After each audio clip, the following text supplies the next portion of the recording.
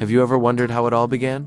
Today, we're journeying back to the very first chapter of the Bible, to the book of Genesis, to explore the timeless story of creation. It's a narrative that has shaped history, faith, and our understanding of the universe. We'll walk through the 7 days, step by step, to see how the world as we know it came to be, according to this sacred text. In the beginning, God created the heavens and the earth. But the earth was formless and empty, darkness was over the surface of the deep, and the Spirit of God was hovering over the waters. It was a scene of profound emptiness, a blank canvas awaiting the master artist. From this state of chaos and void, a story of incredible order and purpose unfolds over 7 distinct stages. Each day represents a specific, powerful act of creation, building upon the last in a sequence filled with divine logic and structure. This isn't just a random series of events. It's a deliberate, step-by-step process that reveals a grand design. So let us dive into the first day and see how the very first element of our world was brought into being. Then God said, "Let there be light," and there was light. God saw that the light was good, and he separated the light from the darkness. God called the light day, and the darkness he called night. And there was evening, and there was morning, the first day. This initial act is incredibly symbolic. Out of complete darkness, the first thing created is light, representing knowledge, clarity, and life. It establishes the fundamental rhythm of time, and marks the very first step of bringing order out of chaos, setting the stage for everything that will follow. And God said, "Let there be a vault between the waters to separate water from water." So God made the vault and separated the water under the vault from the water above it. And it was so. God called the vault sky. And there was evening, and there was morning the second day.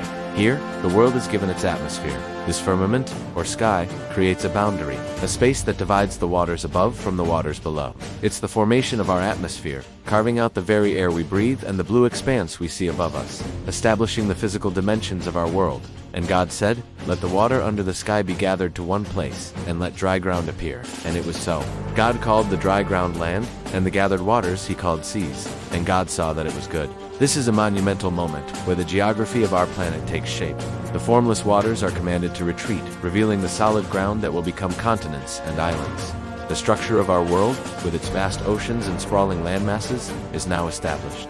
Then God said, "Let the land produce vegetation, seed-bearing plants, and trees on the land that bear fruit with seed in it, according to their various kinds." And it was so.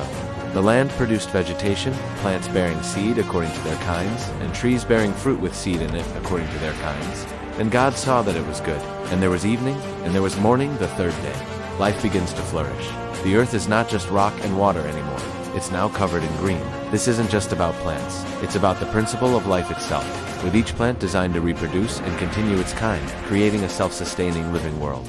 And God said, "Let there be lights in the vault of the sky to separate the day from the night, and let them serve as signs to mark sacred times and days and years, and let them be lights in the vault of the sky to give light on the earth." And it was so. God made 2 great lights, the greater light to govern the day, and the lesser light to govern the night. He also made the stars. God set them in the vault of the sky to give light on the earth, to govern the day and the night, and to separate light from darkness. And God saw that it was good. And there was evening, and there was morning the 4th day. With the world's structure in place, God now fills the heavens.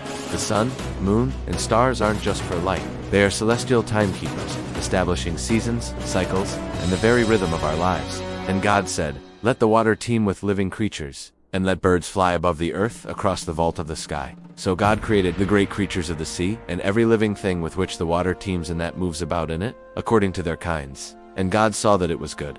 God blessed them and said, "Be fruitful, and increase in number, and fill the water in the seas." The oceans, which were empty just moments before, are now filled with an explosion of life, from the smallest fish to the great sea creatures, a testament to incredible diversity and abundance. And God also created every winged bird according to its kind. And God saw that it was good. God blessed them, saying, "Be fruitful, and increase in number, and let the birds increase on the earth." The sky is no longer just an empty space. It's filled with the movement and song of birds. The blessing to multiply shows a divine intention for life to not just exist, but to thrive and fill every corner of its domain. And there was evening, and there was morning the 5th day. And God said, "Let the land produce living creatures according to their kinds, the livestock, the creatures that move along the ground, and the wild animals, each according to its kind." And it was so. God made the wild animals according to their kinds, the livestock according to their kinds, and all the creatures that move along the ground according to their kinds. And God saw that it was good. The land, now rich with vegetation, becomes home to a vast array of animals. each designed for its specific habitat and role within the growing ecosystem. Then God said, "Let us make mankind in our image, in our likeness, so that they may rule over the fish in the sea, and the birds in the sky, over the livestock, and all the wild animals, and over all the creatures that move along the ground." So God created mankind in his own image. In the image of God he created them. Male and female he created them. This is the pinnacle of creation. Humanity is unique, made in God's image, which implies qualities like reason, morality, creativity, and the capacity for relationship. We are given a special role, not to dominate, but to act as stewards, caring for the earth and all its creatures, with wisdom and love. God blessed them, and said to them, "Be fruitful and increase in number. Fill the earth and subdue it." God then said, "I give you every seed-bearing plant on the face of the whole earth, and every tree that has fruit with seed in it. They will be yours for food. And to all the beasts of the earth, and all the birds in the sky, and all the creatures that move along the ground, everything that has the breath of life in it, I give every green plant for food." And it was so. God saw all that he had made, and it was very good.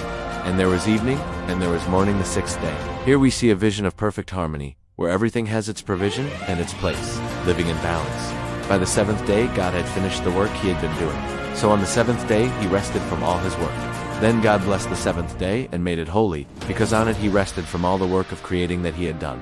This day of rest isn't about fatigue, it's about completion. It sanctifies the rhythm of work and rest, teaching us the importance of pausing to appreciate what has been accomplished. The creation story from Genesis is more than just an ancient account of origins. It's a profound narrative about purpose, order, and meaning. It tells us that the universe is not an accident, but a deliberate design. And at the heart of that design is humanity, created in the image of God and called to be caretakers of this beautiful world.